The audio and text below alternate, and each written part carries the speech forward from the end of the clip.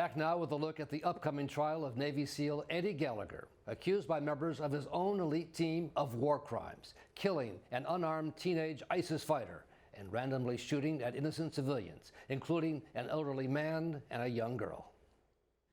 Special Warfare Operator Chief Eddie Gallagher has denied the charges and says the men in his unit, Alpha Platoon SEAL Team 7, are lying about him. The investigation of Gallagher began after he was accused of stabbing to death this injured teenage ISIS fighter in Iraq 2 years ago, seen in this Iraqi TV video shortly before Gallagher allegedly killed him.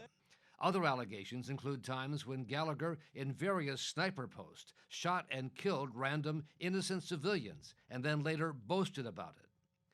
Gallagher was released from custody 2 weeks ago, and he and his family have launched a campaign to defend him. Outside court recently, his wife Andrea told reporters about the pain she and the family are going through. He called the kids yesterday and just let them know the judge's ruling, and they all just burst into tears. It's a very emotional thing for us to have to go through this level of shame and this type of a travesty, but we're hopeful that, again, it'll all come out. We will be vindicated, his name will be cleared, and everything will be restored. That's what we're still hoping for. The campaign to defend Gallagher has received extensive airtime on Fox News, where both his wife and his brother Sean have appeared. Sean, what is the evidence against your brother that will be presented at trial? Nothing? So there is none. Now, I don't want to seem like I'm glib or coming off really quickly with that, but the allegations against Eddie are based mainly on just words, someone's word against his. The Gallagher campaign on Fox News has apparently been well received at the White House, where President Trump said recently he is considering a presidential pardon for Gallagher. And we're joined now by the lead lawyer for Eddie Gallagher, Tim Parlatore. Mr. Parlatore, thank you very much for joining us. Are you set to go to trial on Monday? Yes, we are. Is the evidence strong in your view? Weak? The evidence of innocence is pretty strong. The evidence that the government intends to present, it was weak before, but it seems to be getting weaker by the day. Are some of these former Navy SEALs who were with Eddie Gallagher's unit, are they going to testify against him in court? We expect that a small portion of the platoon is going to testify on behalf of the government. Other members of the platoon, we expect, will testify in manners favorable to the defense. And we're certainly not talking about a whole platoon that's trying to turn their chief in. We're talking about a couple of disgruntled individuals. This has been quite a case with allegations that the prosecution was involved in major misconduct, trying to spy on your emails. 2 of the prosecutors have been removed from the case. What's going on there? Well, those aren't allegations. That was a finding by the judge. The NCIS and the lead prosecutor, Chris Chaplack, violated the 4th, 5th, and 6th Amendments by putting illegal tracking software onto emails that they send to defense attorneys and to a member of the media.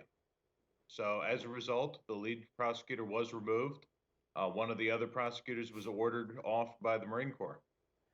But the judge did not dismiss the charges as you had asked, so the trial will go ahead. The trial will go ahead.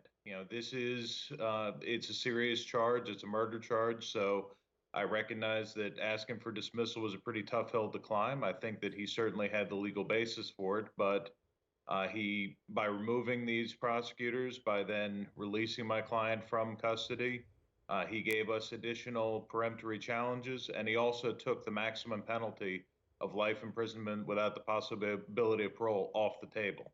So we're set up in a really good position to go into this trial. But this is highly unusual, isn't it, within the ranks of the Navy SEALs, such a tight group, for one group of men to testify against your client? It is unusual, but I think it's something that you're going to be seeing more of as we have the generational gap between these younger SEALs who think that they know better than the older, more experienced leadership. And just because they can't get what they want, they feel like they need to go in and make false complaints. So you're saying they're lying, actually? I am. I'm absolutely saying that they're lying. I'm looking forward to cross-examining them. They're supposed to be our nation's elite warriors, and yet I look at NCIS videos of them crying as they're telling stories that then when you pull out the video of the actual event, they're clearly lying about. So I can't wait to get these guys on the stand. And you're going to take them apart, you say? Absolutely. Absolutely. We intend to annihilate the government's case. And what videos do you refer to that you're going to show? Oh, there's plenty of videos. There's videos of immediately before and immediately after the alleged incident. There's videos of, like I said, these guys crying in an NCIS interrogation room a year later as they're retelling this false narrative. So it's going to be interesting to see how they can explain that the false story that they used to put my client in jail is so starkly different from what the evidence shows at the time. And for the testimony they've given so far is that Eddie Gallagher boasted of killing lots of innocent civilians. The testimony so far, the only person that's testified is the NCIS agent, Joe Warpinski. And he went in there and mischaracterized in several respects what the witnesses told him. And so none of these witnesses have actually ever testified.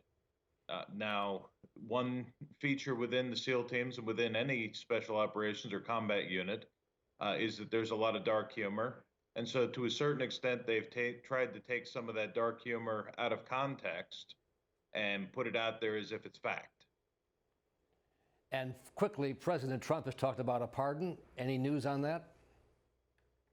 That my only source of information on that is the news media. We have not reached out to the White House. We have not in any way asked for a pardon. You know, our focus is on going into the courtroom and winning this in the court. Whatever the president decides, you know, certainly I wouldn't want to dissuade him from that, but that's not something we ever push for. Tim Parlatore, thank you very much for joining us. You have some busy weeks ahead.